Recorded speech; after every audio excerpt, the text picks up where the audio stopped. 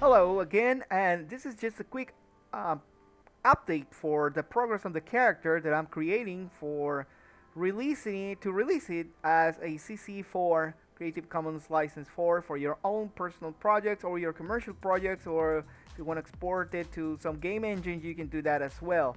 And this is the first almost complete preview. I'm 85% completing the texturing part, and as you can see, it's pretty nice.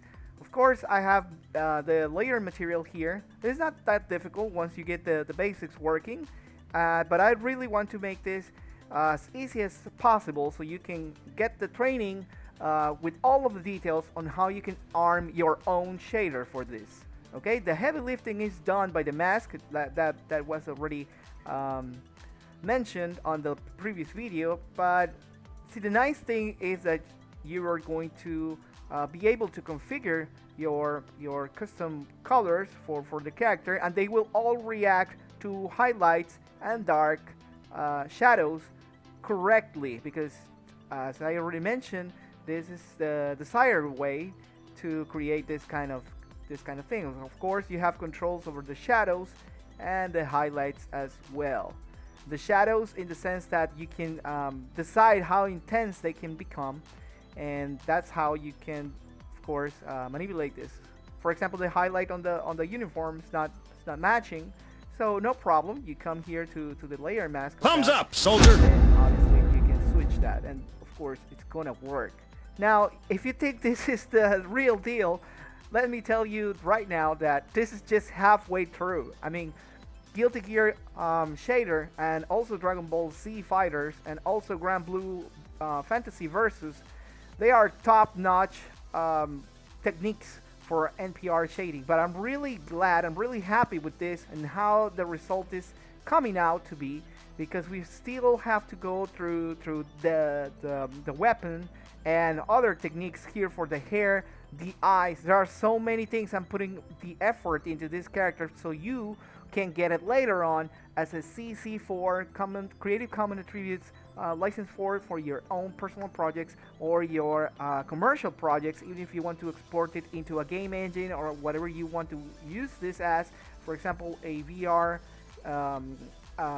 character, you can do that as well. And therefore, I'm creating different sort of packs, you can say, from something very simple, of course, that will guide the requirements on the bones and the textures, to something very complex that you can use on your own anime production. So that's the idea with this, and this is why it's taking a lot of time.